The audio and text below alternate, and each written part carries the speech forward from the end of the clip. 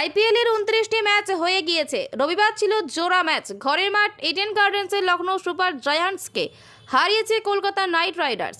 অন্যদিকে মুম্বাইয়ের ঘরে গিয়ে তাদের হারিয়েছে চেন্নাই সুপার কিংস। এই দুই ম্যাচের পরে আইপিএল এর পয়েন্ট তালিকায় শীর্ষে কারা? কলকাতা ও চেন্নাই কোথায় রয়েছে? পয়েন্ট তালিকার শীর্ষে রয়েছে রাজস্থান রয়্যালস। 6টি ম্যাচ খেলে 5টিতে জিতেছে তারা। 10 পয়েন্ট সঞ্জু স্যামসনদের।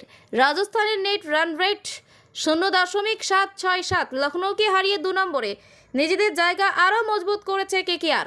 5 ম্যাচে 4টি জিতে 8 পয়েন্টে শ্রেয়াস আয়ারদের। 2 নম্বরে থাকলেও কলকাতার নেট রান রেট 1.668 সব থেকে ভালো।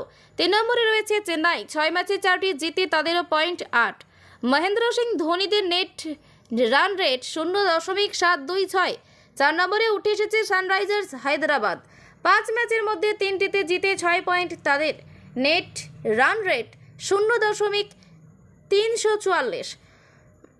কলকাতার কাছে হেরে 5 নম্বরে নেমেছে লখনৌ সুপার জায়ান্টস। 6টি ম্যাচের মধ্যে 3টিতে জিতে লোকেশ রাহুলদের পয়েন্ট 6। তাদের নেট রান রেট 0.038। 6 নম্বরে রয়েছে গুজরাট টাইটান্স। শুভমান গিলের নেতৃত্বাধীন দলও 6টি ম্যাচের মধ্যে 3টি জিতেছে। 6 পয়েন্টই পাওয়া গুজরাটের নেট রান রেট 0.637। 7 ও 8 নম্বরে রয়েছে যথাক্রমে পাঞ্জাব কিংস ও মুম্বাই ইন্ডিয়ান্স। দুদলই 6টি ম্যাচের মধ্যে 2টিতে জিতেছে। তাদের পয়েন্ট 4। নেট রান রেটে মুম্বাইয়ের -0.234 থেকে এগিয়ে পাঞ্জাব -0.218। দিল্লি ক্যাপিটালস রয়েছে নবম স্থানে। ঋষভ পন্থীরা 6টি ম্যাচের মধ্যে 2টিতে জিতেছেন। তাদের নেট রান রেট -0.975। সবার শেষে রয়েছে রয়্যাল চ্যালেঞ্জার্স বেঙ্গালুরু। বিরাট কোহলিরা 6টি ম্যাচের মধ্যে মাত্র 1টিতে জিতেছেন। 2 পয়েন্টে তাদের।